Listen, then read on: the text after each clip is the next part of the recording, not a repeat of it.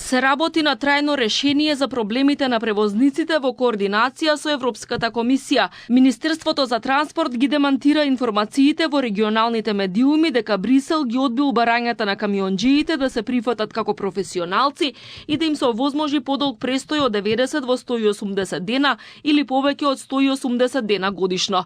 Оттаму велат дека не само од транспорт, туку и сите ресорни министерства изминатиот период се во интензивна комуникација со представници од Европската комисија. Разговорите дополнително ќе зачестат во следниот период како би им се помогнало на транспортерите. Министерството за транспорт е во постојана комуникација со превозниците, како и со Европската комисија, со цел изнаоѓање решение во рамки на новата визна стратегија која ја промовираше Европската унија, каде што се отвора можноста возачите да бидат третирани како професионалци, како и можностите за друг вид визи. Би сакале да потенцираме дека е најавено одложување на примената на ЕЕС системот и дека активно сите чинители работат на решавање на овој проблем. Од транспорт потенцираат дека диалогот со Европската комисија е активен и сите можности се разгледуваат од страна на техничка работна група составена од сите ресорни министерства и представници на комисијата.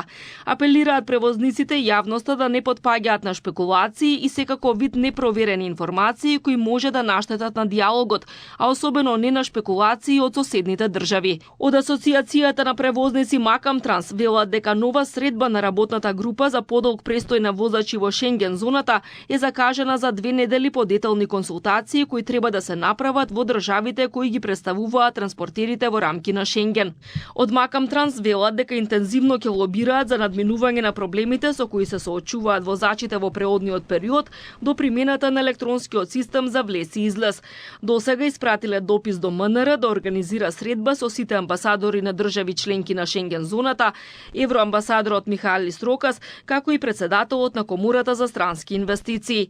Исто така од Асоциацијата чекаат и на информации од амбасадите на земјите членки на Шенген зоната за поднесување барање за добивање на посебна виза за професионалните возачи за подолг престој во нивната држава, со можност тие да важат и за сите држави од Шенген зоната.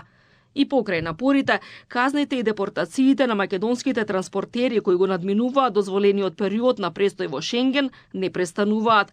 Последниот таков случај беше пред 5 дена на пристаништето во Росток, пошто македонски превозник беше вратен од Германија.